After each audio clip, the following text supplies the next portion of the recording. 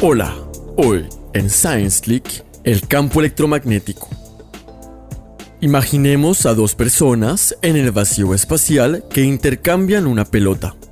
Al enviar la pelota, la primera persona se impartirá a sí misma una cierta velocidad de reacción. Del mismo modo, al momento de recibirla, la otra persona absorberá el impacto del movimiento de la pelota. Al intercambiar la pelota, ambos individuos han acelerado. Inicialmente estaban inmóviles, ahora están en movimiento, alejándose el uno del otro a cierta velocidad. Si continúan intercambiando la pelota, sus respectivas velocidades aumentarán en cada ocasión y se alejarán cada vez más rápido. Es como si fueran repelidos por una fuerza. La acción de la pelota puede interpretarse como una fuerza de repulsión.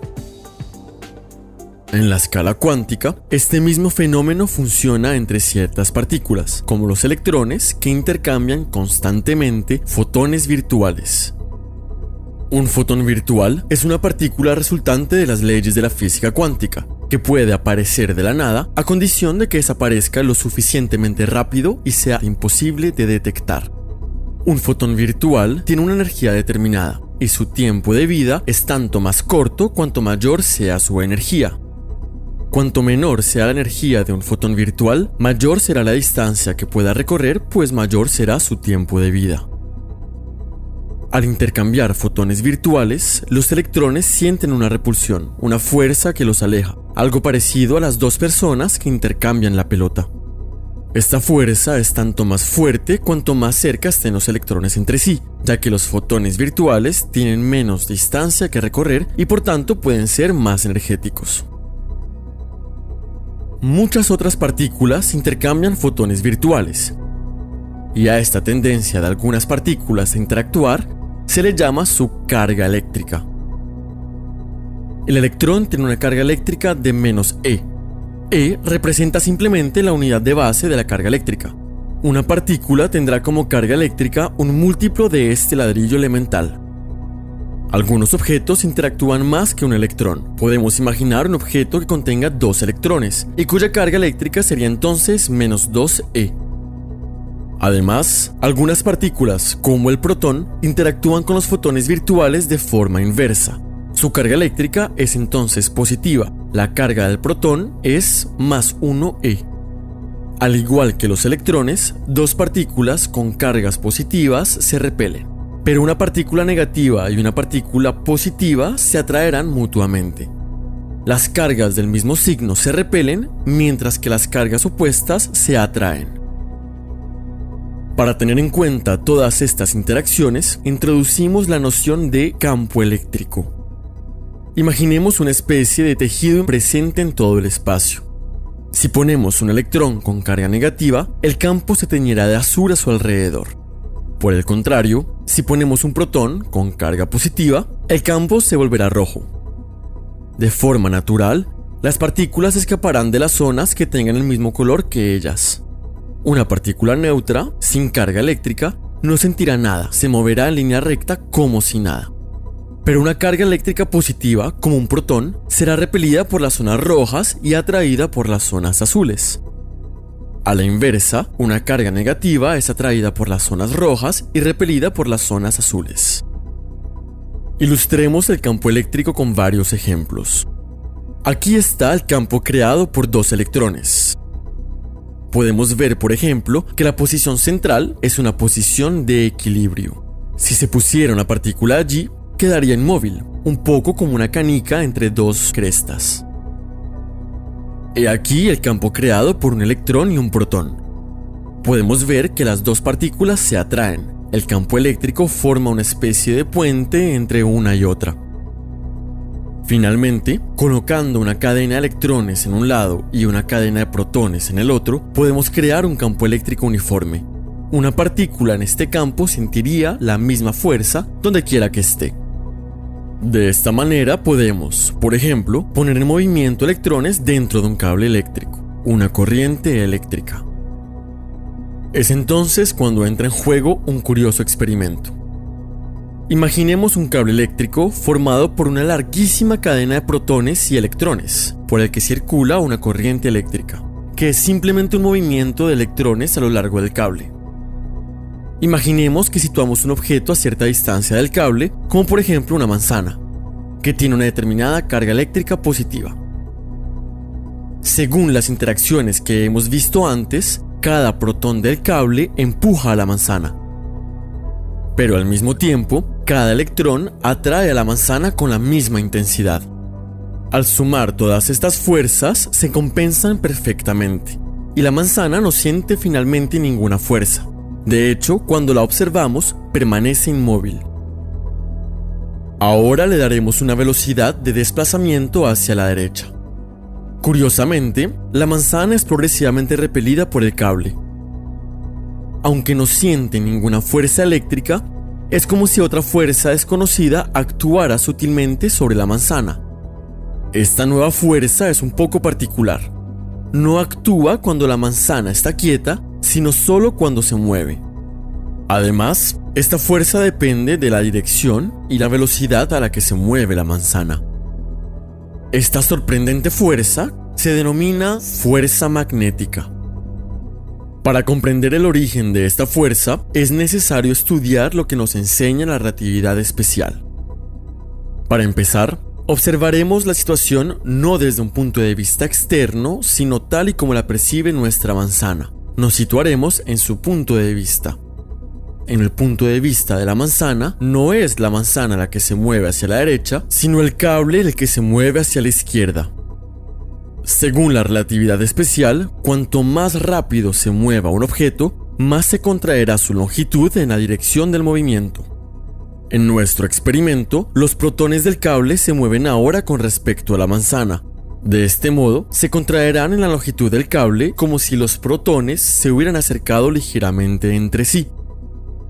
En cambio, los electrones parecen moverse ahora más lentamente, porque todo el cable se mueve ahora hacia la izquierda. Así que están ligeramente alargados en comparación con el punto de vista anterior, como si los electrones se hubieran alejado unos de otros. Cuando se suman las fuerzas que actúan sobre la manzana desde su punto de vista, ya no se equilibran. Hay más cargas eléctricas positivas que cargas negativas. Como resultado, el cable ejercerá una fuerza de repulsión sobre la manzana que la alejará progresivamente. Teniendo en cuenta la relatividad especial, podemos ver que el campo eléctrico generado por una carga se deforma cuando se mueve. Este fenómeno conduce a la aparición de una nueva fuerza, la fuerza magnética, que es en realidad una simple fuerza eléctrica, pero percibida desde un punto de vista diferente. Al igual que el campo eléctrico, todos estos comportamientos pueden resumirse en el campo magnético. Cuando una carga eléctrica se mueve, crea un campo magnético a su alrededor, que puede representarse mediante flechas que giran en torno a la dirección de su movimiento. La fuerza magnética es una consecuencia de la relatividad especial, por lo que el comportamiento del campo magnético es bastante sorprendente. En un campo magnético, una partícula inmóvil no siente ninguna fuerza. Una partícula en movimiento sentirá una fuerza que será mayor cuanto más se mueva la partícula perpendicularmente a la dirección del campo magnético. Esta fuerza tenderá a hacer que las partículas giren en hélices y círculos, cuyo tamaño depende de su masa, velocidad, intensidad de campo o carga eléctrica. Aunque es difícil de visualizar, uno puede hacerse una idea del campo magnético imaginando el siguiente experimento. Enrollamos un alambre sobre sí mismo para formar una larga bobina y le aplicamos una corriente eléctrica. A medida que los electrones se mueven dentro del cable, cada uno de ellos creará un pequeño campo magnético. Todos estos pequeños campos magnéticos se suman a un campo a gran escala que forma una especie de bucle, que sale de un extremo de la bobina y entra por el otro. De este modo, nuestra bobina se comporta como una especie de imán, un objeto que tiene un polo norte y un polo sur magnético. Este tipo de objeto se llama electroimán.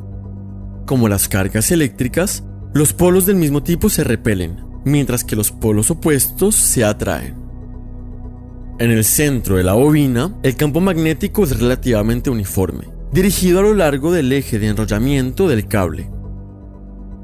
Si lanzamos un electrón y un protón, las dos partículas formarán trayectorias circulares a causa del campo magnético, pero en direcciones opuestas porque el electrón es de carga negativa, mientras que el protón de carga positiva.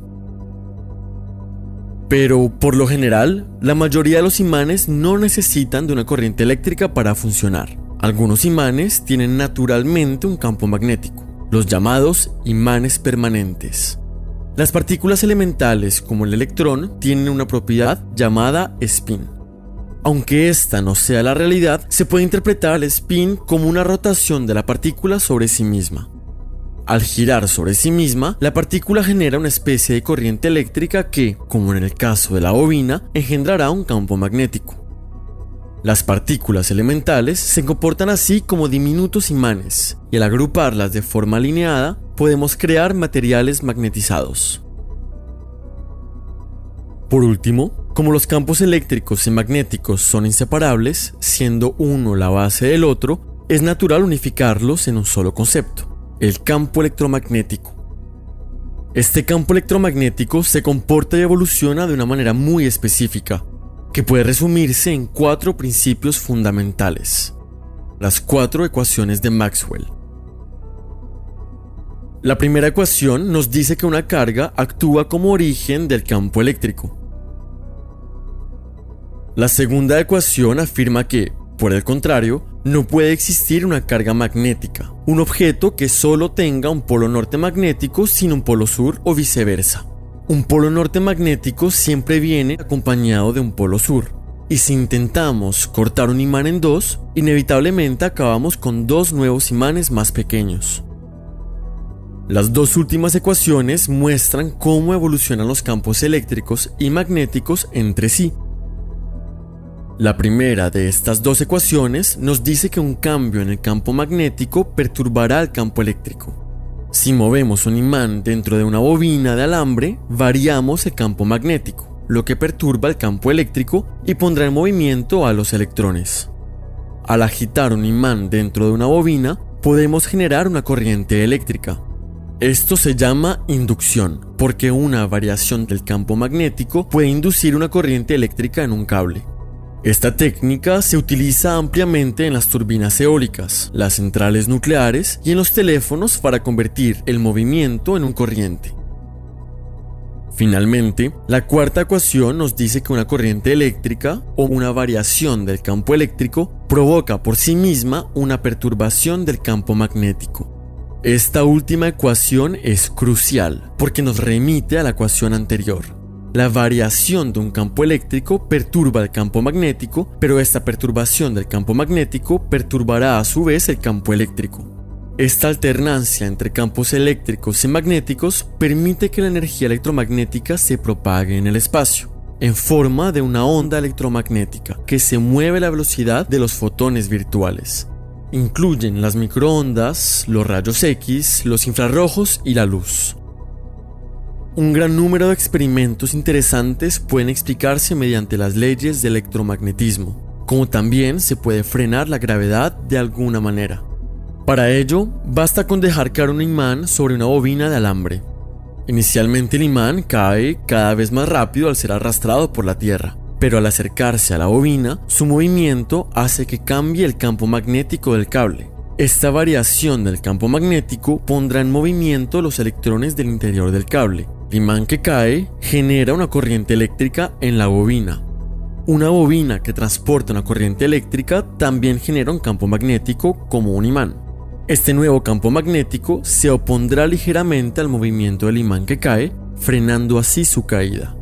Dentro de la bobina, el imán cae más lentamente.